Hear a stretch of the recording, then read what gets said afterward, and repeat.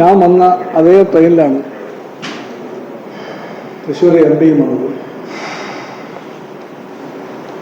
കഴിഞ്ഞ കൊല്ലം ഏപ്രിലിൽ MP ആയ ആളാണ്. ആദ്യമായിട്ട് വരുന്നൊരു MP-യെ സ്വീകരിക്കും പോലെ BJP സുഹൃത്തുക്കൾ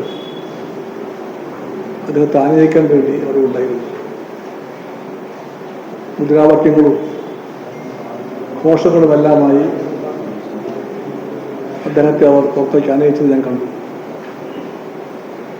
എനിക്ക് അത്ഭുതം ഉണ്ടായിപ്പോയി. ഒരു കൊല്ലം പ്രായമായ ഒരു MP-ക്ക് ഇത്രയൊരു ഘട്ടത്തിൽ പോലും ഇപ്പോഴാണ് സ്വന്തം മണ്ഡലത്തിലേക്ക് സ്വന്തം വോട്ടർമാരെ കാണാനായി ആദ്യമായിട്ട് വരാൻ സമയം കിട്ടിയത് എന്ന മട്ടിൽ അദ്ദേഹത്തിൻ്റെ പാർട്ടിക്കാർ ആ വരവിനെ ആഘോഷമാക്കിയത് എന്തുകൊണ്ടാണെന്ന് ആ MP-യും ആ പാർട്ടിയും ചിന്തിക്കണമെന്ന് ഉത്തരം പറയേണ്ടി വരും.